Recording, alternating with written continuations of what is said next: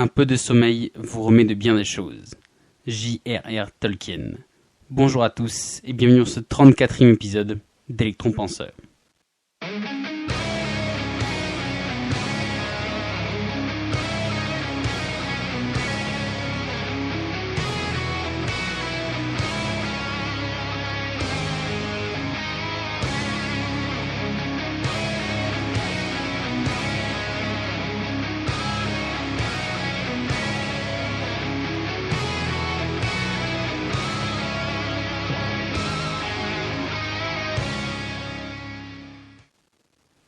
Donc bonjour à tous, chers auditeurs.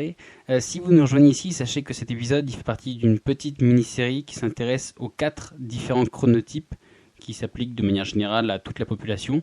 Par chronotype, comprenez par là, on va dire, les différentes habitudes naturelles de sommeil de chaque individu.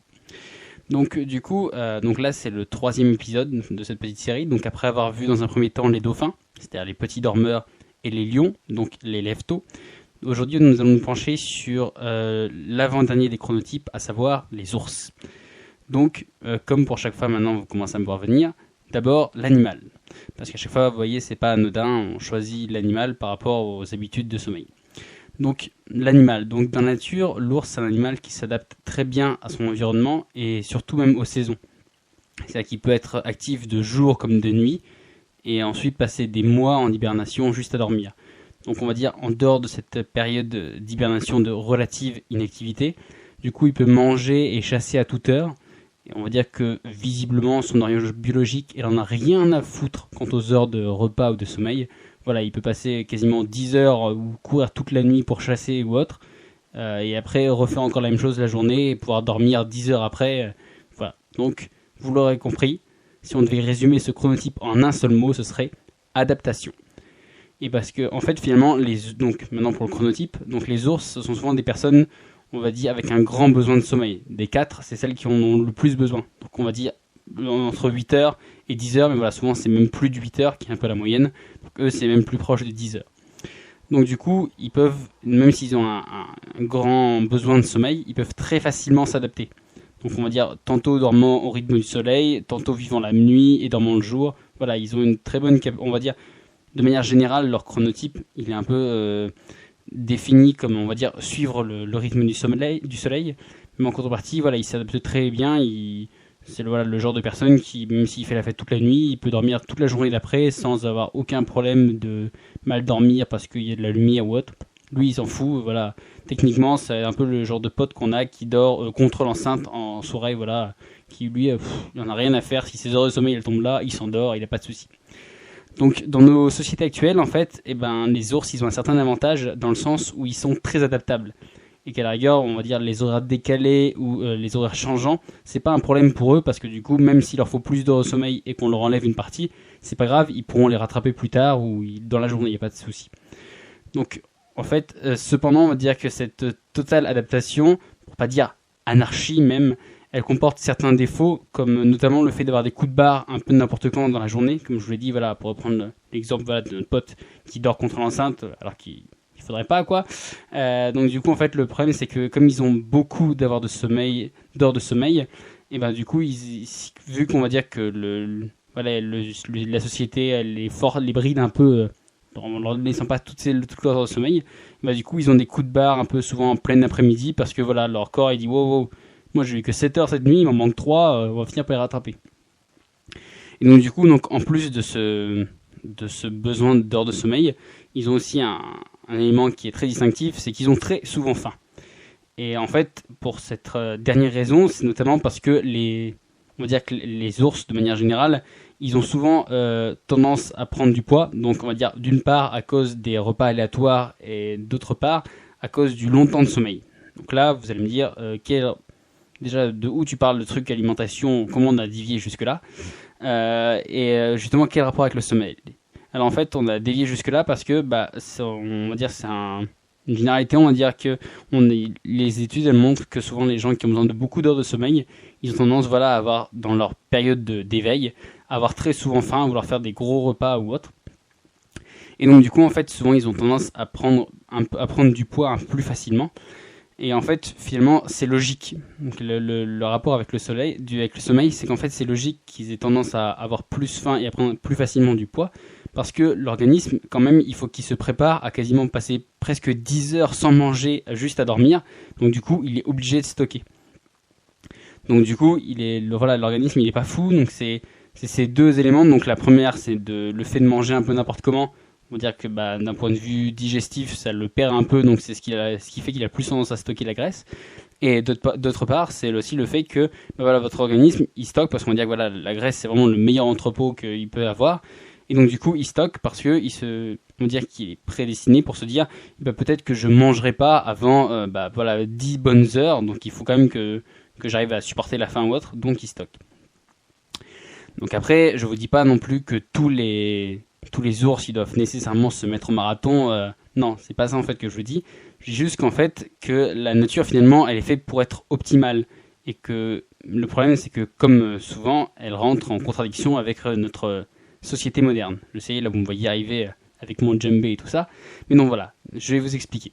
En fait, quand vous dormez, donc il est rare, donc sauf raison maladive ou exceptionnelle, que vous voyez en pleine nuit pour aller manger. En gros que ce soit la faim qui vous ait réveillé, que vous soyez réveillé de faim. Souvent, vous vous réveillez d'autre chose, et une fois que vous êtes réveillé, vous dites tiens, maintenant j'ai faim, je vais manger. Donc voilà, il est vraiment rare que votre organisme de lui-même, il se réveille en pleine nuit pour aller manger. Et pour cause, en fait, quand vous dormez, votre corps, il produit une hormone qui s'appelle la leptine. Et la leptine, en fait, c'est ce qu'on peut appeler l'hormone de la satiété. Et en fait, c'est elle qui envoie le message à votre corps que, là, vous n'avez pas faim, vous n'avez pas besoin de manger.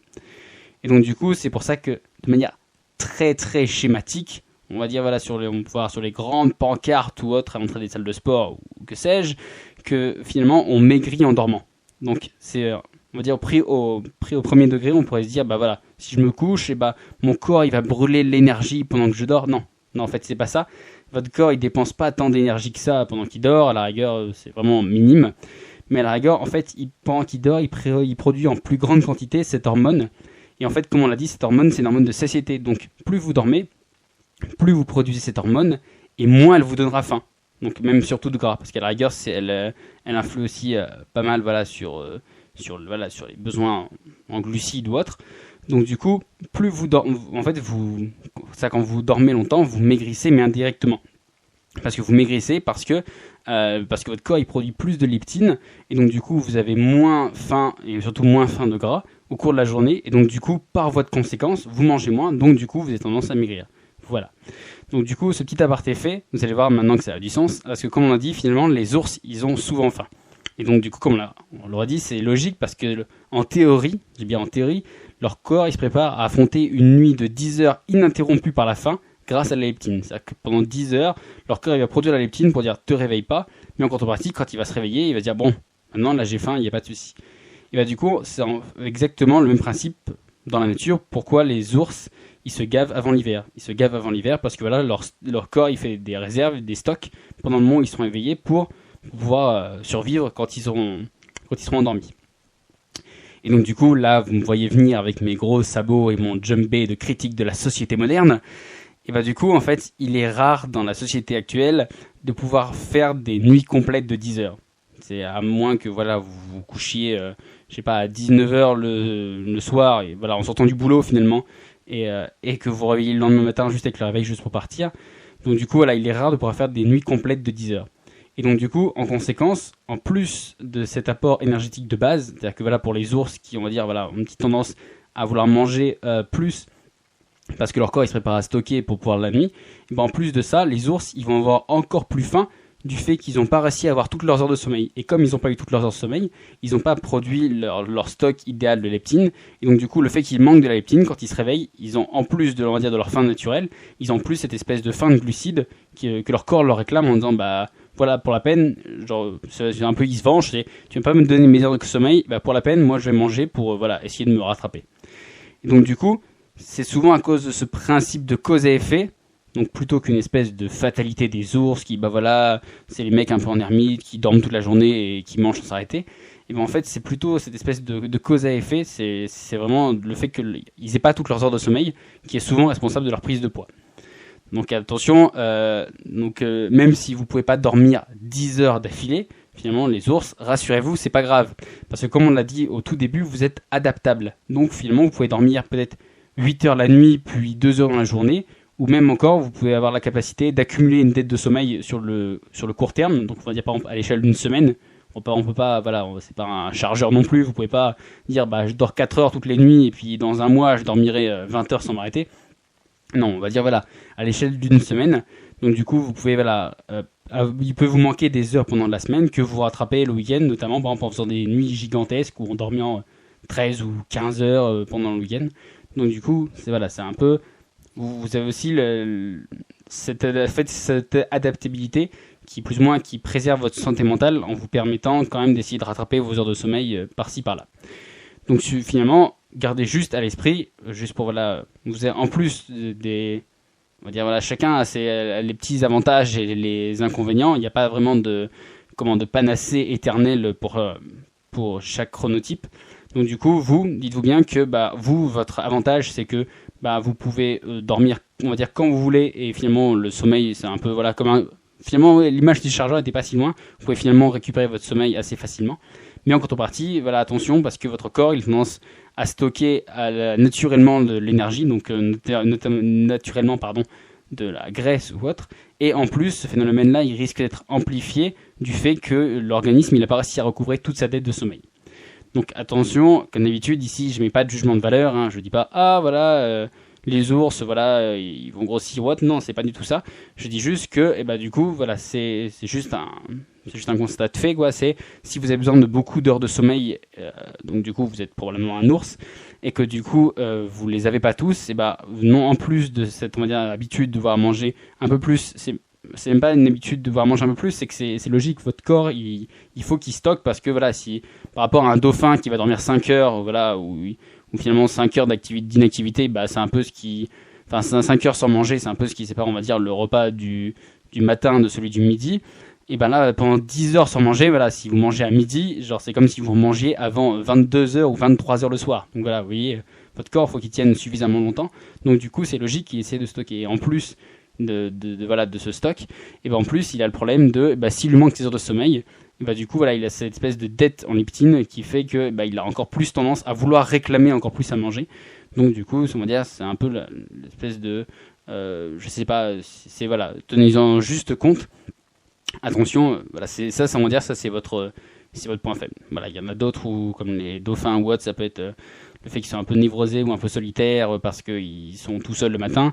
Chacun a son avantage et son inconvénient. Voilà le vôtre. Du coup, comme à la fin de chaque petit épisode, le petit call to action, le petit passage à l'action, là tout de suite maintenant. Donc du coup, comme dans les 2 épisodes précédents, je vais plutôt essayer de vous donner des conseils à vous les ours pour essayer de composer au mieux avec votre chronotype. Donc les conseils que je pourrais vous donner, en fait, c'est surtout de ne pas négliger votre sommeil, parce que vous en avez plus besoin que les autres, mais on va dire, au cas où vous auriez encore des doutes, le sommeil, c'est pas une perte de temps. En fait, c'est votre manière de fonctionner. Il faut pas même si les autres ils vous disent que vous êtes un feignant, on s'en fout des autres, parce que vous avez besoin de sommeil. Et si à la rigueur vous vous privez de sommeil pour une reconnaissance sociale ou autre, un peu souvent c'est ça, c'est un peu de la pression de ce côté-là. Et du coup non, il faut vraiment que vous voyez ça comme c'est votre manière de fonctionner. Si vous enlevez ça, c'est la même chose que si on disait pour qu'une voiture elle aille plus vite, on va enlever le poids que fait le réservoir. Voilà, c'est un peu le même concept. Ça n'a aucun sens, parce que si vous enlevez le réservoir pour dire on va gagner du poids, on ira plus vite, non, parce que c'est le réservoir qui permet de faire avancer la machine. Donc voilà, là c'est exactement pas la même chose. Et pour continuer sur l'imagerie de la voiture, rappelez-vous que finalement personne reproche le temps d'allumage d'un moteur diesel par rapport à celui d'une machine à vapeur. Une machine à vapeur, on va dire vous foutez le feu un peu tout du charbon, en 5-6 minutes ça a démarré, alors que un moteur diesel, c'est un peu souvent l'image, il lui faut le temps, il faut qu'il chauffe et tout ça avant de partir. Donc du coup, dites-vous que vous avez besoin de plus d'heures de sommeil, que si vous les avez pas assez, vous risquez d'être un peu léthargique pendant la journée. Et c'est tout, c'est votre manière de fonctionner. Mais sinon, vous voyez aussi plutôt le bon côté des choses, c'est que du coup, vous êtes vraiment, déjà vous faites partie de 50% de la population. Donc il faut savoir ça, et que du coup, comme vous faites partie de 50% de la population, la majorité, on va dire, de la société, elle a été créée pour vous et par vous. Et donc du coup, ce qui fait que non seulement elle est bien adaptée à vous, On va dire que, à part en horaire décalé, mais sinon, vous commencez, par exemple même le travail, vous commencez à travailler au début du jour et vous arrêtez de travailler quand le soleil se couche. Donc du coup voilà, vous suivez la courbe du soleil et donc du coup ça tombe bien parce que c'est à peu près votre chronotype. Et donc du coup, en plus de ça, sachez que vous êtes finalement les grands gagnants des chronotypes parce que vous êtes beaucoup plus adaptable. Donc du coup, vous pouvez cumuler, on va dire, une dette de sommeil pour la rattraper plus loin. Et vous pouvez aussi vous endormir plus rapidement, peu importe où et n'importe quand. En plus, donc les autres petits conseils, c'est que votre temps d'éveil optimal, donc il se situe généralement entre 10h et midi, pardon. Parce que avant, on va dire que vous êtes encore en train d'émerger et qu'après le gros repas du midi, il va sûrement vous plonger dans une espèce de léthargie pour une bonne partie de l'après-midi. Surtout si il manque des heures de sommeil, parce que vous aurez le double coup du manque de leptine et du fait que votre corps il fait des stocks, donc et en plus du coup on sait que souvent quand on mange beaucoup, on a tendance un peu à avoir un petit coup de barre. Alors là, vous risquez c'est vraiment la léthargie totale, vous allez être un zombie toute l'après-midi. Donc du coup d'ailleurs pour essayer de lutter contre ça, si possible, l'idée c'est d'essayer d'aller faire un tour en tout début d'après-midi. Donc juste après manger, sur le coup de 14h, 14h30. Donc justement en fait d'essayer de vous aérer pour essayer justement de lutter contre ce coup de barre qui est du début d'après-midi, qui est comme je l'ai dit, sûrement dû à votre digestion, à votre nuit incomplète et surtout, comme on l'a dit aussi, à votre facilité à vous endormir parce que vous êtes adaptable. Vous pouvez vous endormir n'importe où, mais là, ça peut devenir justement un inconvénient, dans le sens où vous pourriez vous endormir facilement parce que votre corps il va dire c'est bon, il me manque mes 2 heures, là en plus il fait bon et tout ça, j'ai bien mangé et bim, vous endormez encore plus facilement que n'importe qui puisque vous avez justement cette capacité d'adaptation. Et enfin, du coup, le dernier concept, c'est ne mangez pas trop tôt. Donc voilà, comme on l'a dit, vous risquez d'avoir un petit peu faim pendant toute la journée. Donc du coup, le truc en fait, c'est de pas essayer de manger par exemple à 19h ou à 20h. Parce que, par exemple, si vous aurez sûrement faim en tout début de soirée, donc on va dire, pour prendre l'exemple vers 20h ou 19h, 20h. Mais le problème, c'est que si vous vous endormez pas là, dans les 2 heures qui suivent, et votre corps, il risque de vous réclamer encore à manger à 22h. Et donc du coup, le fait que vous ayez mangé encore plus tard, vraiment juste avant de vous endormir, du coup, ça risque de perturber votre sommeil. Et alors là c'est la spirale infernale parce que du coup, si vous mangez trop tard, et du coup, vous dormez mal. Si vous dormez mal, vous n'avez pas assez de leptine. Si vous n'avez pas assez de leptine, ça vous donne encore plus envie de manger. Et voilà, là ça s'arrête jamais. Donc du coup, le conseil que je vous donne, c'est d'essayer de ne pas manger trop tôt. Parce que quitte à avoir un petit peu faim, mais manger, on va dire, à sa faim, 1h30 avant d'aller se coucher. Parce que le problème, c'est que si vous mangez tôt, on va dire à 20h, si vous allez vous coucher à 22h, à 22h, votre corps il vous réclamera à manger parce qu'il dira c'est pas tout, ça fait 2 heures, t'es encore debout, moi ça tombe bien, je vais continuer à stocker pour la longue nuit qui m'attend. Voilà. Sur ce, je vous laisse. Je vous dis à la semaine prochaine et sur ce, dormez bien. Ciao.